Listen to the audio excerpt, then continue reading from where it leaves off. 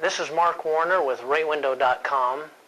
I'm here to visit with you about the raging controversy that is going on about 15-year mortgages versus 30-year mortgages, and explain to you why you would want to potentially consider a 30-year mortgage over a 15-year mortgage. When you take an example of a $150,000 mortgage, today's rates are 3.75% interest on a 30-year mortgage and a 3.5% interest rate on a 15-year mortgage. When that mortgage is first made, why does the banker give you a lower interest rate for a 15-year mortgage versus a 30-year mortgage when the risk is exactly the same? Is it in your best interest to get a 15-year mortgage, or is it in the mortgage banker's best interest to give you a lower interest rate? And I'll show you the reason why. So if you take that interest rate on that amount of mortgage, the payment on a 15-year is $1,072.32 versus a 30-year mortgage at $694.67. Usually the spread would be a little bit bigger because the typical spread between these is around a half a point. As you can see, it's only a quarter of a point now.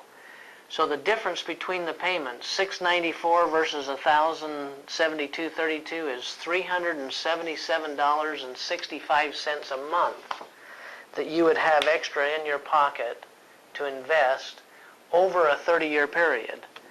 So this $377.65 is invested for 30 years.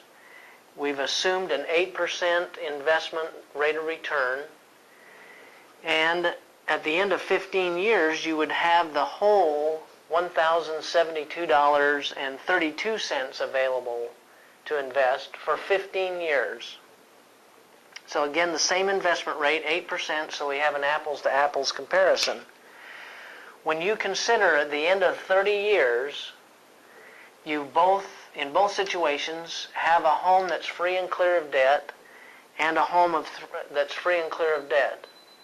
The home value has absolutely no bearing on this calculation because the home's going to be worth what the home's going to be worth regardless of what you do, whether you finance it for 30, 50 years, or 15 years for that matter.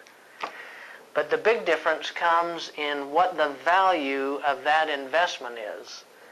On this side of the ledger, investing $1,072.32 for 15 years comes down to $371,063.71 versus investing $377.65 turns into $562,834.25.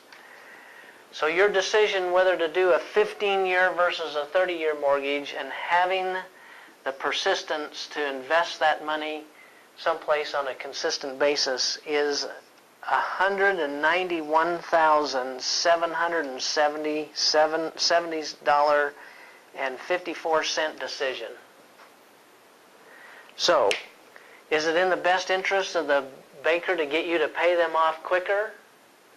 Exactly, because the time value of money turns into a lot more for you if you spread it out over 30 years versus turning into a lot more for your banker if he can get his money back faster.